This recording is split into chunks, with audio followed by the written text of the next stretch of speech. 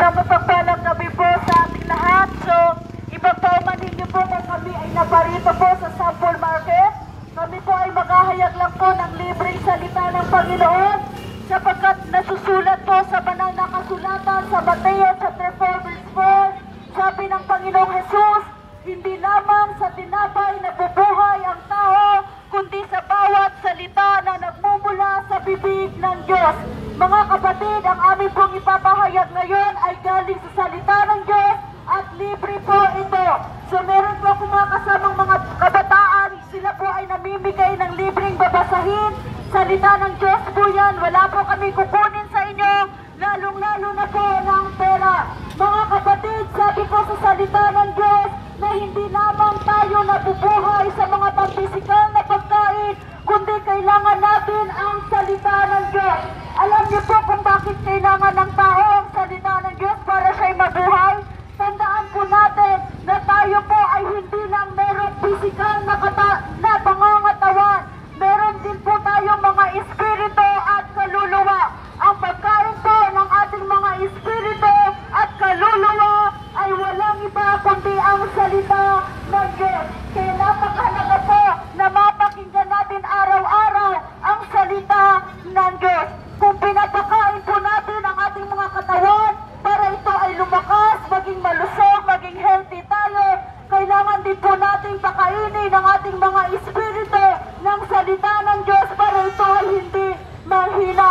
Meron pong nakasulat sa Hope chapter 8 verse 13. Sabi po doon, ang pag-asa ng tao ay kapag ang Diyos ay nililimot. Tandaan niyo po na ang pag-asa natin ay nagmula sa Panginoon. Diyos ang ating pag-asa. Kaya kung ang Diyos po ay wala sa buhay natin, nawawalan po tayo ng pag-asa. 2,000 years ago, ang Panginoong Jesus ay naparito sa mundo upang tayo ay iligtas sa ating mga kasalanan. Pinanganak ang isang Diyos. Naging tao siya, nagkatawang tao siya para tayo ay iligtas sa ating mga kasalanan. Sabi po sa John chapter 3 verse 16, Juan chapter 3 versikulo 16, gayon na lamang ang pag-ibig ng Diyos sa sanlibutan, kaya't ipinagkaloob niya ang kanyang buntong na anak, ang Panginoong Jesucristo, upang ang sino mang sumasampalataya sa Kanya ay hindi mapapahamak, kundi magkaroon ng buhay na walang hanggan. Mahal tayo ng Diyos, mga kapatid, kaya ibinigay ng Diyos Ama ang Panginoong Jesucristo sa mundong ito para tayo sumampalataya at huwag mapahamak. Sabi doon, ang sino mang sasampalataya sa Panginoong Jesucristo ay hindi mapapahamak. Mapapahamak lang ang isang tao kung siya po ay hindi sasampalataya sa Panginoong Jesucristo. Kaya nga, we need the Lord Jesus Christ. Kailangan po natin si Kristo, mga kapatid, sa buhay natin. Kung gusto natin pagpalain tayo ng Diyos, kung nais natin tayo ay maligtas, kung nais natin na tayo ay gumaling sa mga sakit at karamdaman, kung nais natin na tayo po ay magkaroon ng buhay na walang hanggan sa hinaharap, kailangan natin ang Panginoon Jesucristo. Sabi po sa Juan chapter 15 verse 5, sabi ng Panginoong Jesus, kung kayo'y hiwalay sa akin, wala kayong magagawa. Tandaan po natin na yung buhay natin, yung lakas natin, yung mga hininga natin, yung lakas natin,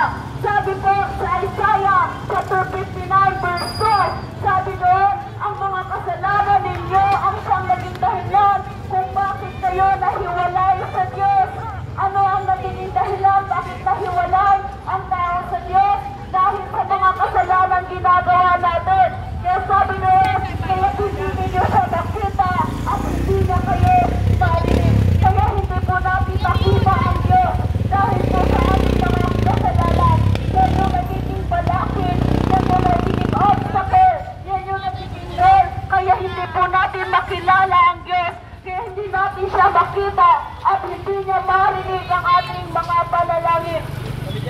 Meron ito nakasulat sa unang Juan chapter 1 verse 9. Sabi doon, kung ipapahayag ng iyong mga labi na ikaw ay nagkasala sa Diyos, ang Panginoon ay tapat at matuwid at tayo'y kanyang patatawarin sa ating mga kasalanan at lilinisin niya tayo sa ating mga karamihan. Mga kapatid, kung nais natin na mapakinggan ng Diyos ang ating mga panalangin, kailangan nating lumapit sa Diyos, kailangan nating humingi ng tawad sa Diyos, kailangan nating aminin sa Kanya na tayo ay nagkasala sa Panginoon. At sabi noon, patatawarin tayo ng Diyos at lilinisin sa ating mga kasalanan. Huwag po tayong papayag na tayo po ay mag-i-exist sa mundong ito na wala tayong personal na relasyon sa ating tagapagligtas. Don't die without knowing Jesus. Huwag tayong papayag na lilisan tayo sa mundong ito na wala tayong personal na relasyon sa ating Panginoong Jesucristo. Siya lamang po ang daan patungo sa langit na bayan. Siya lamang ang katotohanan at siya lamang po ang buhay.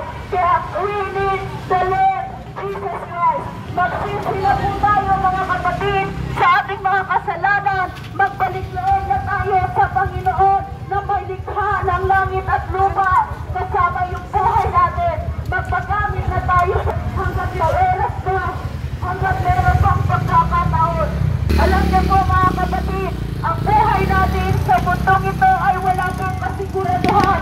Lahat ng nakikita ng ating mga mata, lahat ng nahahawakan natin, kasama yung buhay natin, ay temporary lamang po. Lahat tayo dito ay lilisan sa mundong ito at darating ang panahon na tayong lahat ay haharap sa hukuman ng Diyos at ipagsusulit natin sa Kanya ang lahat ng ating mga ginagawa. Kung nais natin na tayo po ay magkaroon ng buhay na walang hanggan sa kabilang buhay, kailangan po natin ang Panginoong Jesucristo. Kung tayo po ay magpapatuloy sa pagkakasala, kung tayo po ay i-reject natin ang Panginoon sa buhay natin, tayo po ay mapapahamak at hindi po tayo magkakaroon ng buhay na walang hanggan. Hindi po aksidente mga kapatid na ngayon ay narinig niyo ang mensahe ng Panginoon. Hindi po aksidente na isa ka sa mga nakarinig na mensahe ng Diyos sa mga oras na ito. Meron pang panawagan ng Diyos sa bawat isa sa atin. Tayo'y magsisi sa ating mga kasalanan. Manumbalik na tayo sa Panginoon sapagkat malapit na siyang dumating. Malapit nang bumalik ang Panginoong Jesus para tayo ay hatulan sa ating mga ginagawa. Magsisi na po tayo bago maging huli ang lahat. Mahal na mahal po tayo ng Panginoon mga kapatid. Kaya pinipilit po kayong abutin ng Diyos. Nagpapadala ang Panginoon ng mga magpapahayag ng kanyang mga salita para abutin po kayo. Kaya sabi sa salita ng Diyos, kung narinig ninyo ang mensahe ng Panginoon, ang puso ninyo huwag na ang patigasin. Manumbalik na tayo sa Diyos at magsisi sa lahat ng ating mga kasalanan. So bago po kami umalis sa lugar ninyo, nais po namin mag-iwan ng isang maikling panalangin para po sa ating lahat.